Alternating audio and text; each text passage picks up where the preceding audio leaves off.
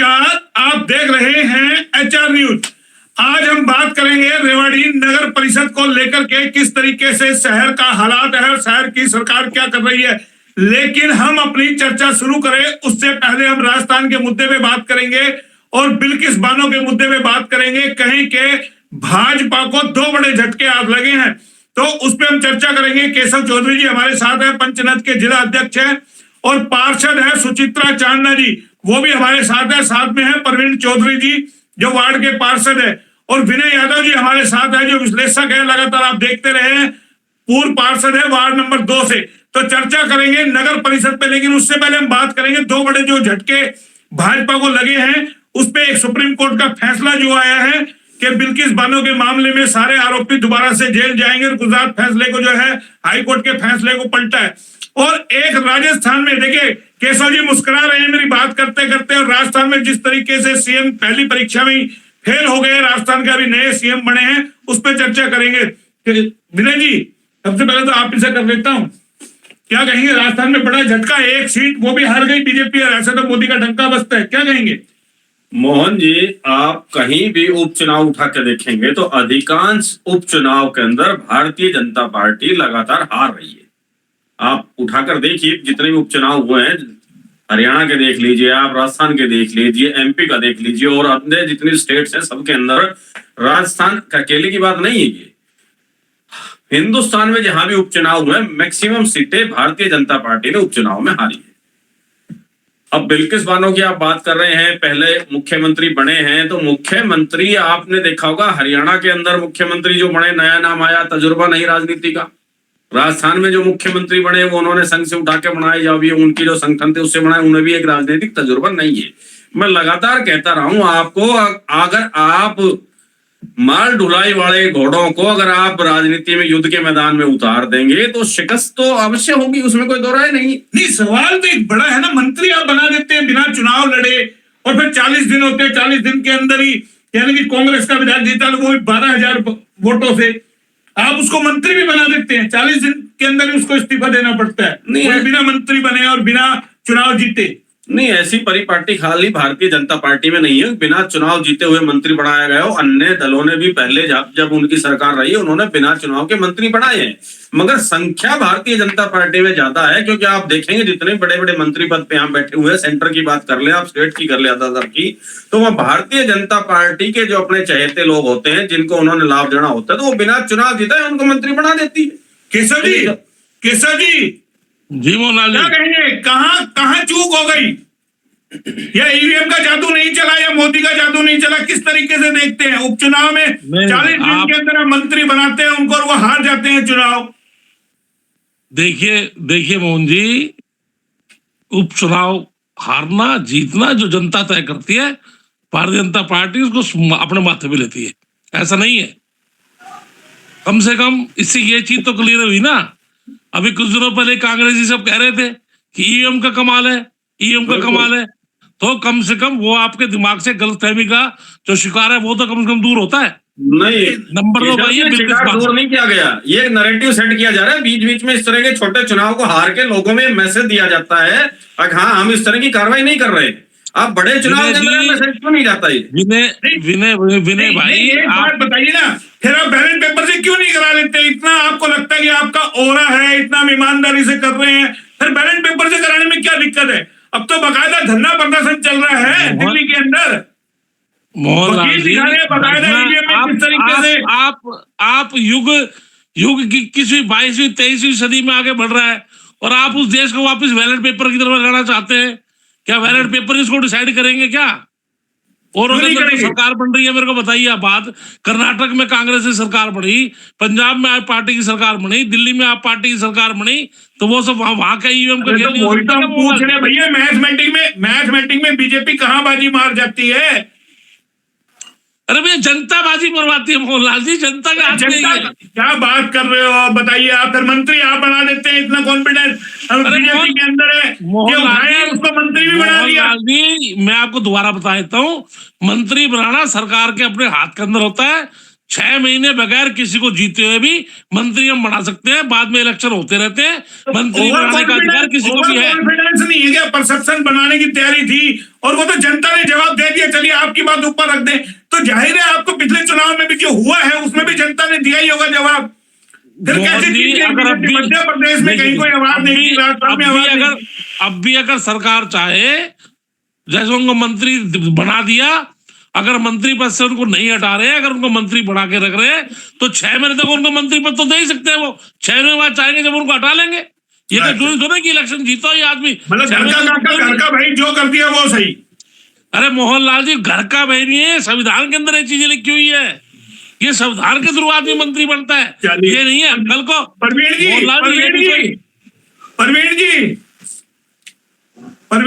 सुन रहे हैं मेरे को? मैं बिल्कुल सुन पा रहा हूँ मोहनलाल जी आपको। तो अब देखिए आपने पूरा सुन लिया होगा राजस्थान में किस तरीके से। चलिए वो तो एक टॉपिक था जो हमें बात करनी थी केशव जी से, लेकिन मेन मुद्दा हमारा जो आज का है, रेवाड़ी की क्या दुर्दशा है, जो शहर की सरकार है क्या कर रही है। भ्रष्टाचार के लगातार आरोप लग रहे हैं, बाजार का बुरा हाल है, 4 पहियों के वाहनों की एंट्री, अवैध कब्जे, रेडी, अतिक्रमण, तमाम समस्याएं।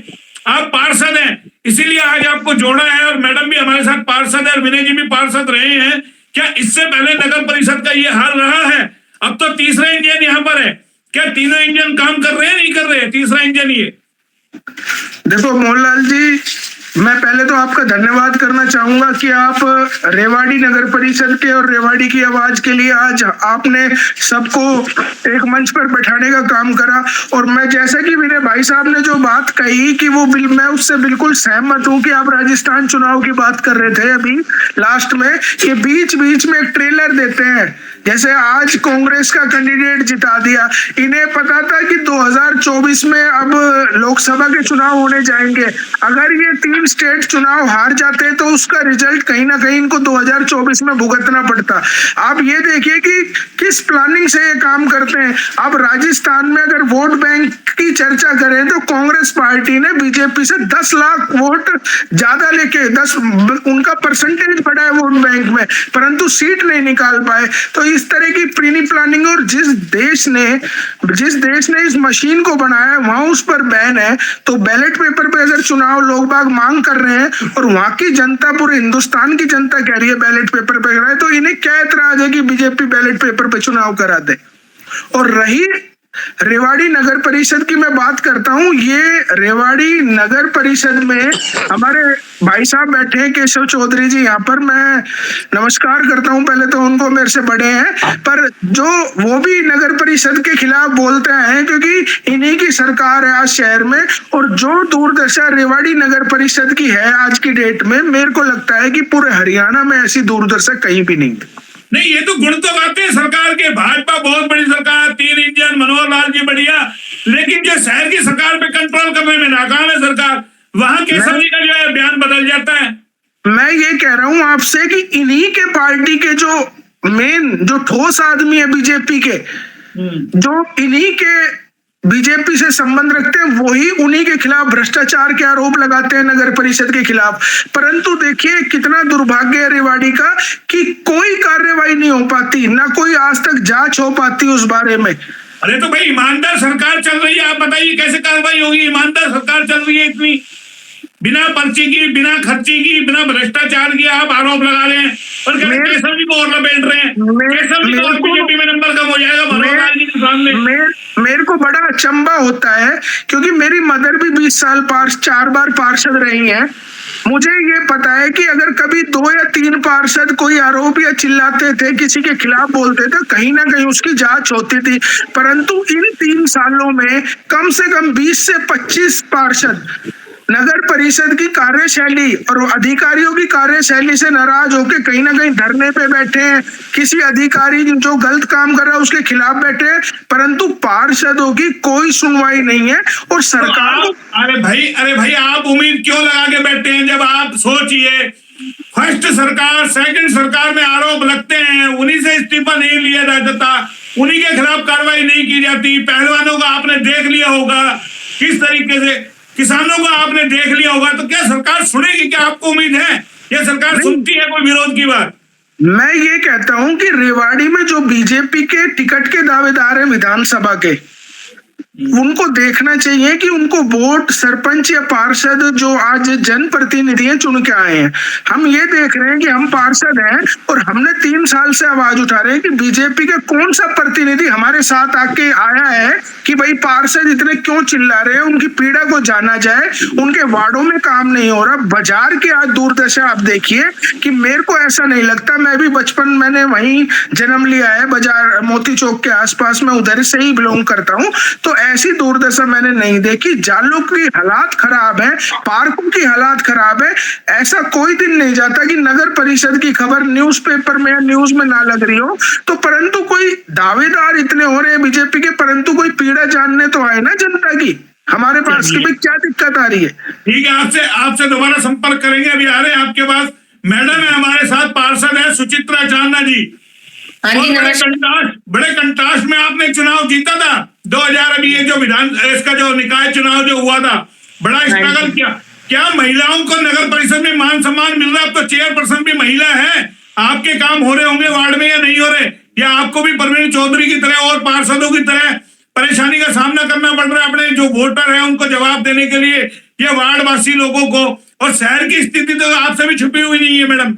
नहीं मोहनलाल जी, सबसे पहले तो मैं आपका धन्यवाद करती हूँ और नमस्कार। विनय जी बता रहे, आप तो खुद चेयरमैन रही है नगर परिषद की, हाँ जी, आप नगर को जानती होंगी, भ्रष्टाचार की तमाम चीजें आप तक तो आती होंगी, आपको पता होगा क्या सही चल रहा है क्या गलत चल रहा है। नहीं मोहनलाल जी, बिल्कुल आप सही कह रहे हो और आप सही मुद्दे पे बात कर रहे हो, और आपका मैं धन्यवाद कर रही हूँ कि आप हमेशा अपनी बात को अपने चैनल के माध्यम से उठाते हो। और मेरे से पहले परवीन ने जो बात कही है उसमें कोई दो राय नहीं है, और मैं तो बिल्कुल ये कहना चाहती हूँ कि महिलाओं का कोई मान सम्मान नहीं है। सिर्फ इस सरकार ने मात्र दिखावे के लिए महिलाओं को आगे लाया है। हमारी नगर परिषद में महिला जो चेयरमैन है उसका तो कोई इंटरेस्ट ही नहीं है, ना तो उसका शहर की तरफ ध्यान है, ना उसने कभी शहर में जाके देखा। आप खुद देखो, कभी उसने किसी वार्ड में कभी हमारी लेडीज के साथ मीटिंग करी हो कि मैडम आपको कोई प्रॉब्लम है, वो तो अपने घर से ही जल्दी से निकल के राजी नहीं है। उनका पति आता है कमेटी में, वही अपना थोड़े बहुत काम करता है और करके चला जाता है। क्या सेटिंग है उसकी ये तो भगवान ही जाने, वो सबसे कोई छुपी हुई नहीं है। सब पार्षद सिस्टम नाराज है, सब इसलिए थोड़ा बहुत चुप रहते हैं कि सबको लगता है शायद हमारा आज काम हो जाए कल हो जाए। तो महिलाओं का कोई मान सम्मान नहीं, सिर्फ मात्र दिखावा है। जो तो क्यों करे बिल्ली का भाग का छिक्का टूट गया, ऊपर वाले ने नसीब दिया है, और चुनाव के वक्त आप लोगों के भी माथे में पट्टी भर गई, जनता की भी भर गई, और अब आप कोस रहे हो। फिर कोसने की क्या जरूरत, अब तो जैसा वैसे भुगत लो। जब वो काम गलत करेगी तो कोसेंगे ही ना। या तो हम तो यही सोच रहे थे कि कुछ काम महिला आई है तो हम तो बहुत खुश थे, एक महिला रिजर्व सीट हुई। और जो ये डायरेक्ट चुनाव हुए हैं, मैं सरकार का एक धन्यवाद करती हूँ कि डायरेक्ट चुनाव होना बहुत अच्छी बात थी। हमने सोचा कि चेयरमैन बड़ी अच्छी तरीके से काम करेगी। अब ये डायरेक्ट चुनाव होने से तो ये पार्षदों को कुछ कोई समझता ही नहीं है, ये तो गलत है। ना तो इनको पार्षदों का डर है, ना हमें कुछ गिरा सकता है। पहले पार्षदों के हाथ में कुछ तो कंट्रोल रहता था, चेयरमैन को डर होता। अब वो कहते हैं हमारा कोई कुछ नहीं बिगाड़ सकता, हम जो मर्जी करें, अपनी उनकी मर्जी चलती है। शहर में कुत्तों का आतंक है, आपके सामने कितनी बार हमने आवाज उठाई। पशुओं का जो आतंक है, रोज आए दिन कोई ना कोई गाय भैंस किसी ना किसी को मार रही है, उसके ऊपर कभी कार्रवाई नहीं की। हमने खूब चिल्लाया, मतलब पेपर में भी दिया, वैसे भी दिया। तो एक बात बताइए, रेवाड़ी की जनता को काम चाहिए कहाँ पर? रेवाड़ी की जनता को बाजार में सड़कें नहीं चाहिए, नाले नहीं चाहिए, बिजली नहीं चाहिए, पानी नहीं चाहिए। भाई आप अपने प्रॉपर्टी आईडी के लिए लाइन में लगिए, एनडीसी के लिए लाइन में लगिए, आम जनता को भी कहाँ जरूरत है? तो आपको नहीं लगता आप जो पार्षद बने, इस बार आप खामेखा बन गए पार्षद, आपको बनना ही नहीं था पार्षद? ये जो टाइम है ना, ये तो बहुत ही गलत टाइम आया इस बार। ऐसा टाइम, मैं भी 30 साल से पार्षद रही हूँ, किसी भी मतलब चेयरमैन ने इस तरह के पार्षदों की दुर्गति नहीं की जो इस बार हो रही है। मैं सोचती हूँ ये डायरेक्ट चुनाव की वजह से हुई है, या ये महिला होने के नाते कुछ समझ नहीं पा रही हैं, इनके हस्बैंड की इंटरफेरेंस है, इस वजह से वो हावी है। तो मेरे को नहीं लगता नगर परिषद की लगाम ही किसी और के हाथ में है। बिल्कुल किसी और के हाथ में है जी, उनके पति के हाथ में। तो आप क्यों नहीं राव साहब के पास जाते? राव साहब ने तो उम्मीदवार उतारा मैदान में, बीजेपी के टिकट के ऊपर लड़ा, क्यों नहीं आप लोग कुछ बोलते? देखो जी, हम तो बोलते ही हैं, राव साहब को सब पता है, राव साहब ने कितनी बार उनको बोला भी है। राव साहब की सब नॉलेज में, ये मीडिया के माध्यम से क्या राव साहब के पास न्यूज नहीं जाती? राव साहब पेपर में नहीं देखते कि हमें जाके कहना है? उनके सामने रखो, केशव जी से मिलो, केशव जी तो खट्टर जी के बहुत करीबी है। भाई केशव जी को सब पता है, ये तो केशव जी को आप बोलिए ना जाके, आप मुख्यमंत्री से बात करेंगे। आपके सामने बैठे हैं, हाँ जी, आपके सामने बैठे हैं, केशव जी को बताओ तो सही तरह, बड़ी पैरवी करते हैं, बोला जी बिना पर्ची के बिना खर्ची के ईमानदारी से काम होता है। शहर में आज शहर चमन हो गया, देश को चमन कर दिया, प्रदेश आज तरक्की कर गया, तीसरी अर्थव्यवस्था बनने जा रहे, खजाने की कोई कमी नहीं है, लोग माला माल हैं। देखो जी खट्टर जी लोग पर्ची और खर्ची के बिना काम करेंगे, पर ये सब पता है कि किस तरीके पर्ची और खर्ची से प्रॉपर्टी आईडीज का काम हो रहा है। और ये तो सरकार ने बड़ा इजी धंधा दे दिया चेयरमैनों को कि अपना पता भी नहीं चलेगा कि कहाँ से पैसे आते हैं, और ना इसमें कोई पकड़ है। जो तो आप लोग कोई फाइल तैयार कर रहे हैं चेयरमैन की कि भाई चुनाव के बाद जब अगला चुनाव आएगा तो कोई हवालात में जाए, उसके कोई भ्रष्टाचार के घोटाले, कोई आप भी कोई हरी डायरी, लाल डायरी, पीली डायरी जैसे भी राजस्थान चुनाव में खुली, तो आप लोग ऐसी डायरी कोई तैयार कर रहे हैं, आप और प्रवीण जी और बहुत सारे पार्षद जो नाराज हैं, तो आगे तो आपको काम आएगा। नहीं, हम फाइल भी तैयार करेंगे, और उसके बाद ये देखो, ये सब सरकार इनकी है, बदलेगी, उसके बाद ही इनके घोटाले खुलेंगे। हर सरकार में अपने सरकार को ये दबा लेते हैं, दूसरों के ऊपर छापे मारते हैं, ईडी भेज देते हैं, कुछ कर देते हैं। ये अपने बीजेपी के बंदों पे क्यों नहीं छापे मरवाते जो ये गलत काम हो रहे हैं? इनको सुन रहे हो? मैं मोहनलाल जी बहुत क्लियर सुन रहा हूँ। आप तो देख लो, आपके सुचित्रा चांदना जी बता रही है सच्चाई। हाँ, भाई केशव जी विनय जी बताए तो बोले भाई आपको तो हार का दर्द होगा, फलाना है, डिगना है। अब तो आपके सामने दो पार्षद है, और भी पार्षद अपने मोहनलाल जी सभी पार्षद जानते हैं, सुचित्रा बहन जी भी जानती हैं, प्रवीण भाई भी जानते हैं, विनय भाई भी जानते हैं। नगर परिषद के खिलाफ अगर सबसे पहले किसी ने आवाज उठाई तो केशव चौधरी ने उठाई है। मोहनलाल जी सबसे पहले इन्होंने गलत काम करना शुरू किया था दीवान टेकचंद क्लब का। उस समय छोटी सरकार बन चुकी थी, और ये चीज को प्रवीण भाई मानेंगे, विनय भाई मानेंगे, और आप भी मानेंगे। और जो लाल डायरी और पीली डायरी और सफेद डायरी की जो आप बात कर रहे हैं ना मोहनलाल जी, वो को पर्सनल या पार्षद तैयार नहीं करता है, वो रेवाड़ी की जनता ने तैयार कर रखी है। मैं आपको फिर आपके चैनल के माध्यम से कह रहा हूँ, नहीं, मैं चौधरी साहब की बात काटूंगा बीच में। मैं इनकी बात से बिल्कुल सहमत हूँ, इन्होंने पार्टी में होते हुए नगर परिषद के खिलाफ आवाज उठाई, परंतु मैं इनसे पूछना चाहूंगा, ये बीजेपी में नहीं है, ये बीजेपी में नहीं है, पंचनद के जिला अध्यक्ष है, कोई बीजेपी में नहीं है, इनके पास सदस्यता नहीं, आप देखिए, बीजेपी की पैरवी करते हैं, बीजेपी की पैरवी करते हैं, खट्टर साहब के गुणगान गाते हैं, मोदी जी के गुणगान गाते हैं। देश तरक्की कर रहा है, महान हो गया है, तीसरी अर्थव्यवस्था बन गया है, और अब राम मंदिर बन गया है, तमाम चीजें हैं। देखो, मैं आपके माध्यम से ये कहना चाहूंगा, वो आप बिल्कुल ठीक कह रहे हो, पर मॉडल टाउन से गुजर। देखिए दो चीज है, केशव जी कहते हैं 90% कभी बेंगलोर घूमते, कभी हैदराबाद, कभी दिल्ली, तो रेवाड़ी चमन हो गया, अब रेवाड़ी को छोड़ करके महानगरों में घूमते हैं। भाई हम तो केशव चौधरी को बीजेपी का मानते हैं बिल्कुल, क्योंकि हम मॉडल टाउन से निकलते हैं तो बड़े होर्डिंग बीजेपी नहीं है, पंचनद के जिला अध्यक्ष चाहिए। प्रवीण भाई आप, मैं भारतीय जनता पार्टी का 100% समर्थक हूँ, और मुझे आपको बताए तो इस बात के अंदर कोई दो राय नहीं है। सुचित्रा बहन जी भी इस बात को मानेंगी कि 1952 के बाद में जब भी हरियाणा का इलेक्शन हुआ, मैं 2014 में पहले जिस पार्टी में था वो सबको पता है, आपकी इधर छुपा नहीं, पर मैं 2014 के बाद में देखिए 2014 के बाद में खासकर हमारे समाज ने कभी जिंदगी में ही नहीं सोचा था हरियाणा का मुख्यमंत्री एक पंजाबी परिवार से बनेगा।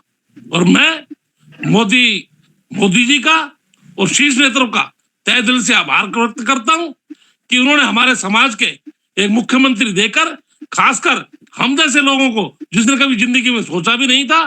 तो सुचित्रा जी आपके समाज की नहीं है क्या? तो सुचित्रा जी मनोहरलाल खट्टर जी की कभी इंसल्ट नहीं करी, आप सुन लीजिए।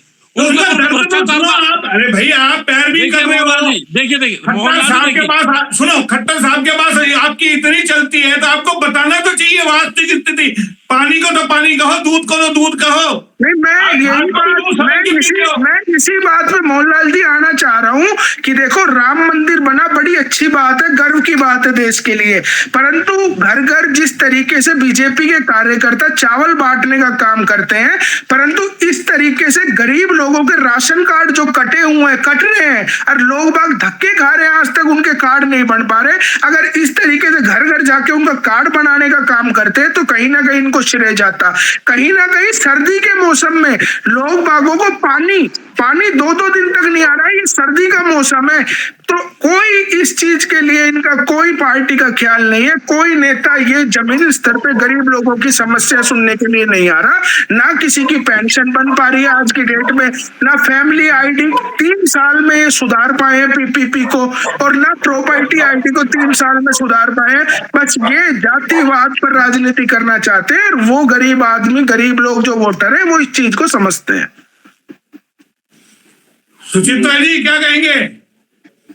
नहीं, बिल्कुल परवीन की बात से मैं सहमत हूँ। परवीन कोई गलत नहीं कह रहा। बीपीएल कार्ड के लिए लोग परेशान है, पानी नहीं आ रहा, मेन तो सफाई। केशव जी से मुखातिब हो ना थोड़ा सा, केशव जी बताएंगे सफाई की। देखो समाज का नाम ऊंचा हो गया, और क्या चाहिए अब अपने को? नहीं, समाज आपने देखिए जहां आपने क्वेश्चन किया, मैंने उस क्वेश्चन का आपको जवाब दिया। और मैं आपको बता दूं मोहनलाल जी, विपक्ष के नेता चाहे भूपेंद्र सिंह हुड्डा हो, इन लोगों के नेता चाहे अभय सिंह चौटाला हो, कोई भी विपक्ष का नेता, पर्सनल तौर पे आपको मैं कह रहा हूं मोहनलाल जी, मनोहर लाल खट्टर जी की सब लोग तारीफ करते हैं, चाहे विपक्ष हो चाहे भैया। तारीफ से आपका पेट भर गया क्या? आपको सड़कें, बिजली, पानी चाहिए, आप तो खाली तारीफ करते हैं। तारीफ मैं आपकी करता हूँ, मेरा पेट भर जाएगा तारीफ से। मोहनलाल जी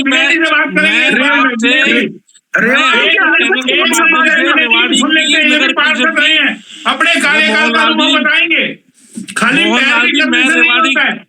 मोहनलाल जी रेवाड़ी की नगर परिषद की भ्रष्टाचार की पोल तो आपके चैनल के माध्यम से मैं रोज ही खोलता हूँ।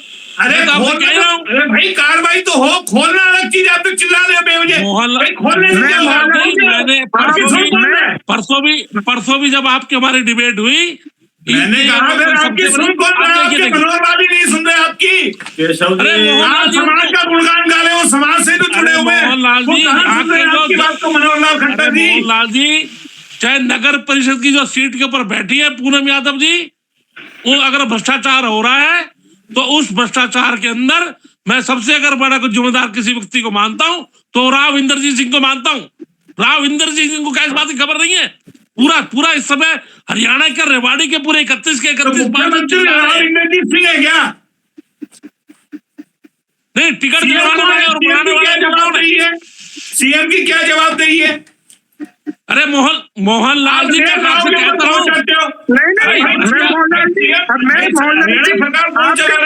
मैं आपके माध्यम से एक बात कहना चाहूंगा चौधरी साहब से, कि चौधरी साहब कहते हैं कि खट्टर साहब की तारीफ कर रहे हैं, खट्टर साहब के खास आदमी है। आप ये बताइए कि रेवाड़ी की इतनी दुर्गति हो रही है और पार्षद भी 49 लाख रुपए के कुत्तों की नसबंदी के टेंडर में भ्रष्टाचार के आरोप लगा चुके।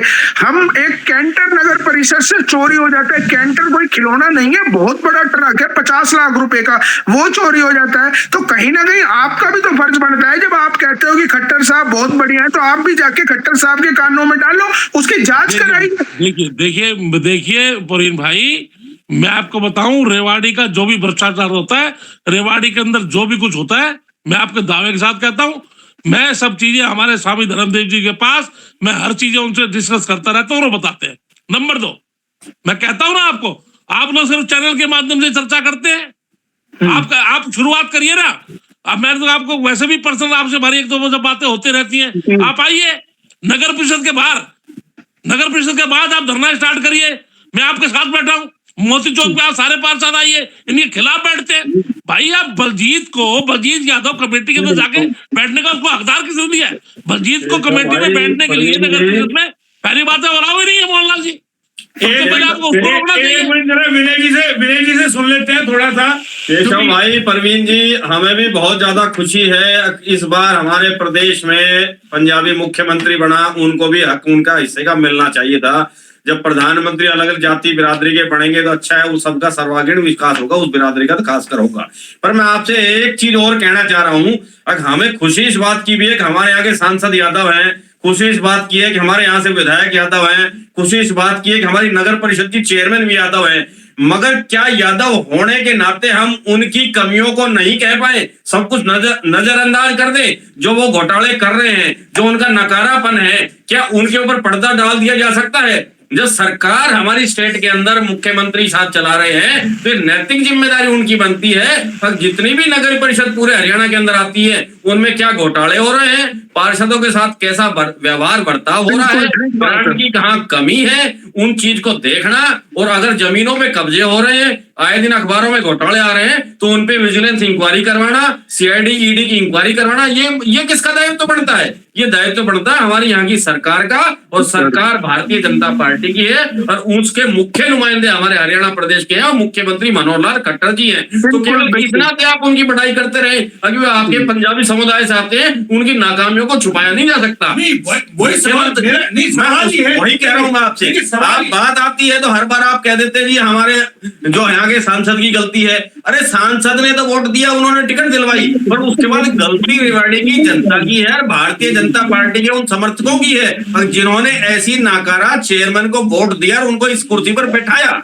और अगर पहले नहीं पता था हमें, अब वो इस तरह का व्यवहार उनका रहेगा तो क्या उसके बाद यहाँ के एमएलए को, यहाँ के सांसद को, और ये जो भारतीय जनता पार्टी में इतनी लंबी फेरिस्त टिकटार्थियों की लगी हुई है, या यहाँ से जो चुनाव हारे भारतीय जनता पार्टी के कैंडिडेट, क्या उनका दायित्व तो नहीं बनता? अगर वो इस तरह की जांच कराए, पार्षदों के साथ अनदेखी हो रही है, जो अनियमितता नगर परिषद में चल रही है, प्रॉपर्टी आईडी में चल रही है और अन्य चीजों में चल रही है, उसके लिए संज्ञान ले और वो बात अपने ऊपर मुख्यमंत्री तक पहुंचाए। पर इसमें सबसे बड़ी बात क्या है, अगर हमारी सरकार सेंटर की भी निरंकुश है, स्टेट की भी निरंकुश है, आप जैसे वर्कर कितना भी शोर मचा ले, आपकी कहीं कोई सुनवाई नहीं है। केवल आप अपनी इज्जत बचाने के लिए दो चार बातें यहाँ कर देते हैं, ऊपर तक आपकी ना बातों पर कोई कार्रवाई होती है और ना कोई सुनने वाला है। भाजपा के आपके लिए नहीं कह रहा मैं, ये जितने भी भाजपा के जो कार्यकर्ता पदाधिकारी बने बैठे ना, अच्छे अच्छे पदों पर बैठे, उनकी कोई सुनवाई नहीं है। जब मुख्यमंत्री पार्षदों की सभा में आकर ये कह सकते हैं अगर मैं आप लोगों की बात सुनने नहीं आया, मैं अपनी सुनाने आया, वो सुने, तो इससे बड़ी विडंबना क्या हो सकती है? मैं आज भी मुझे वो वाक्य याद है, जब पिछली सदन जो हमारी मिनी सदन 3 में पार्षद था, तो केएलपी कॉलेज के ऑडिटोरियम में मुख्यमंत्री साहब आए थे, हमारी बहन जी सुचित्रा थी और महिला पार्षद थी, और हमारी जो बीजेपी की एक नेत्री पार्षद जो थी रेलवे लाइन के उधर के एरिया से, उन्होंने किसी बात पे उनको लिए टोका टाकी की, ऑब्जेक्शन की, तो मुख्यमंत्री साहब का एक ही था, आप शायद विपक्ष की पार्षद लगती है इसलिए आप ऐसा कह रही है, हम जो काम कहने आए आप केवल हमारा प्रचार कीजिए, हमारी बात सुनिए। उसके बाद मैं खड़ा होकर मैंने कहा था ये आपकी भारतीय जनता पार्टी की वो है समर्थित पार्षद है जी, इनके जो है पति और ये खुद भारतीय जनता पार्टी के अंदर है। उसके बाद 2-3 और पार्षदों ने उनका सहयोग और समर्थन किया और तब हमने सदन का वॉकआउट किया था, मगर मुख्यमंत्री ने एक बार भी अपने मुंह से ये नहीं कहा आप लोग ये मीटिंग छोड़कर बाहर मत जाइए, हम आपकी बात सुनेंगे और आपकी जो भी यहाँ कमी है नगर परिषद में या जो नाकामी है उनको हम ठीक करने का प्रयास करेंगे। तो आप केवल ये यशस्वी कह के या इस तरह का ये कह के हमारी बिरादरी के हैं धन्यवाद करना चाहिए। अगर किसी भी जाति बिरादरी का पड़ता है धन्यवाद करता हूं, अगर मध्य प्रदेश में यादव पड़ा है तो मैं भी धन्यवाद करता हूं, मगर उसके नाकारेपन के उनकी नाकामियों को केवल इस वजह से नहीं छुपाया जा सकता, अब वो हमारी जाति विशेष से वो समर्थित रखते हैं। एक और सवाल है ना, आपकी बात मान लेते हैं, आप बार बार कहते हैं बहुत बढ़िया ईमानदार, भाई वो भूत है क्या? भाई मुख्यमंत्री है, उसको काम करना चाहिए, छत्तीस बिरादरी के लिए काम करना चाहिए। अब काम हो का रहा है, मेरी बात सुनिए पहले, केशव जी काम रेवाड़ी में हो का रहा है, कौन देख रहा है? थोड़ा सा मैं आपको अरविंद यादव ने कहा था 3 महीने के अंदर तस्वीर बदल जाएगी रेवाड़ी की। अरे मोहनलाल जी अब थोड़ी सी मैं आपको क्लियर कर दूं, पत्राचार और व्यवहार वो दोनों मीडिया में दिखाने की चीज नहीं होती है, और इस बात को मोहनलाल जी करके जब साबित करने की बात आएगी, मैं बाद में ज्वाइन करती हूँ एक बार। नहीं एक मिनट रुकिए मैडम, हटिए मत प्लीज, 5 मिनट का समय और दीजिए। हाँ जरा सा मोहनलाल जी, जब कोई आदमी पत्राचार करता है वो चीजें मीडिया को दिखाने की नहीं होती, और मैं गर्व से आपको कह सकता हूँ आपके चैनल के माध्यम से, अभी विजिलेंस की या सीएम फ्लाइंग की जो दोनों रेडें हुई हैं, तो मात्र आपको बता देता हूं मैं, मात्र मेरे पास उसके पत्राचार की कॉपी मेरे पास है, अल्लाह बचा के काम करने वाले लोग नहीं है। इसको फ्रेम में लगा लो, इसको ऑफिस में फ्रेम में लगा लो, पत्राचार की मोहनलाल जी, आप सुन लीजिए ना, आप मेरा सीधा सवाल है, काम चाहिए, नाम नहीं, काम चाहिए। बकवास करने से कुछ नहीं होता, बातें करने से कुछ नहीं होता। मैं तो स्टार्टिंग बड़ी बड़ी बातें करते हैं नगर भाई। मैं सभी से पूछ रहा हूँ, क्या आप मानते हो कि आपका रेवाड़ी स्वर्ग से सुंदर है या नरक है? सुचित्रा मैम, आपको लगता है रेवाड़ी स्वर्ग है नरक है? नहीं जी, नरक है, बिल्कुल नरक है इस टाइम। प्रवीण जी, इस टाइम रेवाड़ी की, मैं आपको एक बात कहता हूं कि रेवाड़ी की जो चेयरपर्सन है, उनको एक बार रेवाड़ी के बाजारों से निकाल के आपको पता लग जाएगा स्वर्ग और नरक। मैं कह रहा हूँ रेवाड़ी की ऐसी स्थिति 30 साल, पिछले 30 साल में नहीं हुई, तो आज के टाइम में काम और कर दिया ना, बाजार में 4 पहियों की वाहन पार्किंग बढ़ा दिया, पूरा मोती चौक को गाड़ी खड़ी करो, जाओ आराम से, जहां मन में आए रेडी लगाओ, जहां मन में आओ। ना शासन को फर्क, ना प्रशासन को फर्क, ना नगर परिषद को फर्क। आओ, चालान काटो, 500 रुपए लो, 1000 रुपए लो और 10-5 के चालान काटो, अपने घर जाओ, फिर उठ के जाओ नींदों में से। पिछले जो 3 साल में व्यापारी और रेवाड़ी की जनता परेशान हुई है, वो आने वाले 2024 के चुनाव में, आपको बता रहा हूं, जब नेता वोट मांगने आएंगे, जनता में इतना गुस्सा है कि वो जब बताएंगे उनके साथ जो बिहेव हो रहा है नगर परिषद। जनता का तो कसूर ही नहीं, जनता को तो चाहिए ही नहीं है चीजें। तो हम पत्रकार हैं, तो हमारा नैतिक दायित्व है आवाज उठाने का। और केशव जी तो बकायदा फ्रेम बनवा लिए इन्होंने, तो सारी शिकायतें एक फ्रेम में लगा करके ऑफिस में लगाएंगे और फिर ले जाएंगे, एक एक भेंट करके देंगे, देखिए जी ये समस्याएं हैं। सीएम साहब, आप हमारी बिरादरी के हैं। आप मोहनलाल जी फिर मेरी बात को आप दूसरे स्तर पर लेके जा रहे हैं। मैं कह रहा हूं, मैं तो आपके चैनल के माध्यम से शुरू से कहता हूं, पार्षद लोगों ने तो बाद में आवाज उठानी शुरू की। आपने पहले सीएम साहब ने कौन सा काम कर दिया? रेवाड़ी में भ्रष्टाचार की कोई काल कोठरी है तो वो है नगर परिषद। आपकी आवाज सीएम साहब तक क्यों नहीं जाती? सवाल तो यही है, आपकी आवाज सीएम साहब तक क्यों नहीं जाती?